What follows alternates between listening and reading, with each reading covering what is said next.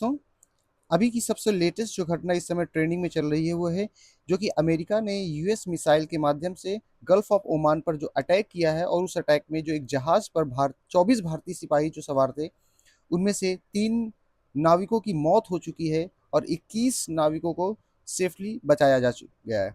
आइए आज हम डिस्कस करते हैं इस पूरी घटना को लेकर के। यहाँ पर मैं पीपीटी के माध्यम से आपको एक्सप्लेन करूंगा कि कैसे घटना हुई, और ये जो हमारा मामला है गल्फ ऑफ ओमान का कहाँ से रिलेटेड है और ये चर्चा में क्यों आया, कैसी कंडीशन है और क्या है, जहाज क्या भारत का है, और ये जो पलाऊ जहाज के नाम से जाना जा रहा है, ये क्या है सारा मामला। लेकिन सबसे पहली चीज़ तो जो 3 भारतीय नाविकों की मौत हुई है, ये एक बहुत ही दर्दनाक हादसा है। इस पर अ, जितना भी अमेरिका को लेकर के भारत की तरफ से कड़ी निंदा की जाए वो सही होगा, लेकिन देखना होगा भारत का रुख कैसा है। सबसे पहले हम देखते हैं, ये वही इंसिडेंट है जिस पर आपका अटैक हुआ है यूएस मिसाइल ने। लेकिन ये मामला क्या है, हुआ क्या है, तो जिसकी कहानी को समझने के लिए सबसे पहले समझते हैं। देखिए, ये जो इलाका है ये पूरा का पूरा वो इलाका है जहाँ पर पिछले 1 साल से टसन दिखाई पड़ रही है, लास्ट 7-8 महीने से। क्या टसन दिखाई पड़ रही है, अगर आप इसको देखेंगे तो ये वो इलाका है जहाँ पर ईरान, यूएई और ओमान है। और इसी के पास अगर आप देखते होंगे, ये आपका जो हमारी स्टेट ऑफ हार्मुज, जो पिछले काफ़ी दिनों से चर्चा में आपकी आ रही है, स्टेट ऑफ हार्मुज को लेकर के विवाद चल रहा था, जिसने ऑयल सप्लाई की चैन कहा जाता है, इसे पाइपलाइन कहा जाता है, और इसी को लेकर के विवाद रहा है। लेकिन ये मामला कहाँ पर है, अभी हाल ही में 11 जून को, यानी कि 11 जून को गल्फ ऑफ ओमान, ये वाला जो वाटर बॉडी का इलाका है, इसे गल्फ ऑफ ओमान कहा जाता है। यहाँ पर आपका एक शिप जो है वो आ रहा था, जिस पर यूएस ने अटैक कर दिया है। उस शिप पर 24 इंडियन सोल्जर्स, आप टोटल कह सकते हो नाविक सवार थे। 21 को रेस्क्यू करके बचाया जा चुका है, वो भी ओमान की आर्मी के द्वारा। तो हमें थैंकफुल होना चाहिए ओमान की आर्मी को लेकर, ओमान की नेवी को लेकर के। और 3 लोगों की जान चली गई है वहां पर। मामला क्या है, जरा मामले को समझते हैं। पहली चीज तो यहाँ पर बेसिकली अंडरस्टैंड करना पड़ेगा हमें, 11 जून 2026 का ये मामला है, जिसमें आपको जो दिखाई पड़ रहा है वो ये है कि ओमान के तट पर गल्फ ऑफ ओमान में चल रहे एक तेल टैंकर, ये जो हमारा इलाका है यही है गल्फ ऑफ ओमान। यहाँ पर एक तेल टैंकर चल रहा था एमटी स्टेट बेलो नाम का, जिस पर अमेरिका ने सैन्य कार्रवाई कर दी। सैन्य कार्रवाई, इस जहाज में कुल टोटल 24 जो भारतीय नाविक सवार थे। हमले के बाद इसमें 21 नाविकों को बचा लिया गया है और 3 भारतीय नाविकों की डेथ हो गई है। अब सबसे पहले समझते हैं जरा मैप के माध्यम से इसको हम, कि ये इलाका कहाँ पर पड़ रहा है और कैसी कंडीशंस है। तो देखिए, अगर आप इसको देखेंगे तो आपको यहाँ समझ में आएगा, ये वो यूनाइटेड यानी यूएई वाला इलाका है, और ये ओमान है, और ये ऊपर का इलाका जो है ईरान का है। ये पर्शियन गल्फ कहलाता है, और ये स्टेट ऑफ हॉर्मुज कह सकते हो। यहाँ पर गल्फ ऑफ ओमान है। स्टेट ऑफ हॉर्मुज आपकी जो है पर्शियन गल्फ और ओमान, गल्फ ऑफ ओमान के बीच में लाई करती है। और दूसरी लैंग्वेज हम ये कह सकते हैं कि जो गल्फ ऑफ ओमान है, ये पर्शियन गल्फ को कनेक्ट करने का काम करता है। इंडियन ओशियन का जो हमारा अरेबियन सी वाला है, अरब सागर वाला जो इलाका है, इसको कनेक्ट करने का काम करता है। यहीं पर आपका एक शिप था जो कि आपका आ रहा था, जिसका नाम है एमटी स्टेट वेलोशिप, और ये तेल टैंकर है। अब ये समझना होगा, ये इंडिया का यहाँ पर मामला नहीं एग्जैक्टली कि सिप किसका है, अभी इसकी पुष्टि नहीं हो पाई है कि सिप किस देश का है। बट जरा इसको समझने का प्रयास करते हैं, जिसपे अमेरिका ने इस पे अटैक किया है। अब यहाँ पर देखिए, 2-3 चीजें समझिएगा। सबसे पहली चीज, बहुत मैंने इसमें क्या किया है, टैगलाइन के माध्यम से मैं आपको समझाने का प्रयास कर रहा हूँ। ये स्टेट ऑफ हॉर्मुज है, यूएई, ओमान और ईरान जैसी कंट्रियां, यूएई और ओमान के कंडीशन और ईरान के बीच में आपकी पड़ती है state of Hormuz. Gulf of Oman, ये जो आपका है, ये पूरा का पूरा मामला क्या है, स्टेट ऑफ हॉर्मुज के पहले पर्शियन गल्फ, और पर्शियन गल्फ के बाद स्टेट ऑफ हॉर्मुज, और स्टेट ऑफ हॉर्मुज के बाद गल्फ ऑफ ओमान, और उसके बाद यहाँ पर एमटी स्टेट बेलो नाम का एक जहाज जो आपका था, ये आपका मूव कर रहा था इधर की तरफ, अरेबियन सी की तरफ।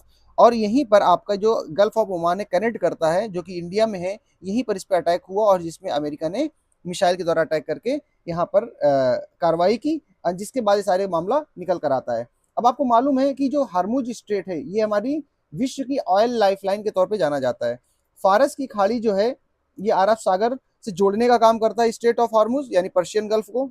विश्व में लगभग 20% जो ऑयल एक्सपोर्ट होता है वो इसी के माध्यम से होता है, इसलिए ये और इंपॉर्टेंट हो जाता है। और अमेरिका इस पर कंट्रोल चाहता है, लेकिन ईरान और अमेरिका के स्टेशन ने इस पर स्टेट ऑफ हॉर्मुज से बहुत सारे शिप को आने से रोक रहा है, जिससे हमारा ऑयल क्राइसिस भी लगातार दिख रहा है आपको इंडिया में और एशिया में। ईरान, ओमान और यूएई के बीच में ये लाई करता है। लेकिन अब आते हैं मुद्दे में असली। अमेरिका, हमारा जो रियल मुद्दा है वो कौन सा है, अमेरिका की नाकाबंदी क्या एक्चुअली है। अमेरिका ने अप्रैल 2026 से ईरान से जुड़े तेल व्यापार को रोकने के लिए समुद्री नाकाबंदी ब्लॉकेट कर रखा था, शुरू कर दी थी कि यहाँ पर हम ईरान से जो तेल के जो शिप्स जा रहे हैं उनको हम यहाँ से सप्लाई नहीं करने देंगे, और वो लगातार मिलिट्री का यूज भी करता रहा है।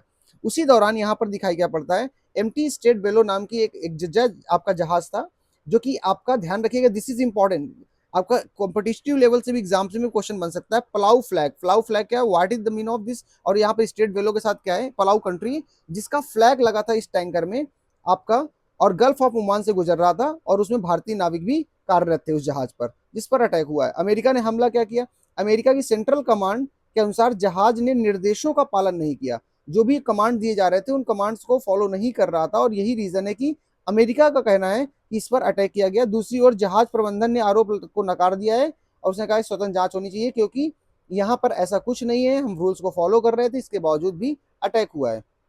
बचाव अभियान की तरफ से अगर आप देखेंगे तो जो ओमान है, ओमान की नौसेना ने 21 भारतीय नाविकों को सुरक्षित बचा लिया है वहां से। 3 नाविकों की डेथ हो गई है, जो बाद में मृत पाए गए, पहले लापता थे। ये पूरा का पूरा मामला जो है, ये फिर से मैं इसको समराइज करता हूँ, जो कि आपको बहुत इजीली समझ में आ रहा होगा। यूएस और ईरान का तनाव चल रहा है पिछले काफी दिनों से। गल्फ ऑफ, उसी बीच में गल्फ ऑफ ओमान से 11 जून को आपका एक शिप निकल रहा था, एमटी स्टेट बेलो, जो कि इसी टसन के बीच में, इसमें आपके टोटल 24 इंडियंस आपके नाविक सवार थे। 3 की डेथ हो जाती है क्योंकि इस पर अमेरिका ने अटैक किया। भारत ने आपका इस पर विरोध जताया, बट दैट्स नॉट बी कि उतना वैल्यूबल, जब 3 जाने गई हैं तो हमें कुछ बहुत सख्त कार्रवाई की मांग करनी चाहिए।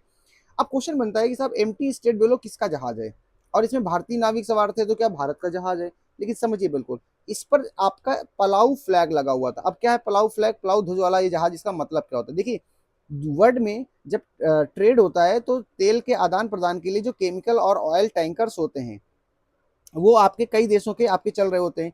उसी दौरान इसमें क्या होता है कि फ्लैग लगा होता है, उसी फ्लैग के अकॉर्डिंग चलता है। तो बहुत सारे ऐसे देश हैं, जरूरी नहीं कि जो कंट्री, जिस कंट्री का जहाज है उसी कंट्री का फ्लैग लगा हो। मसला ये है कि प्लाऊ फ्लैग का अर्थ है जहाज का पंजीकरण, यानी कि जो जहाज था उसका रजिस्ट्रेशन पलाऊ देश से है।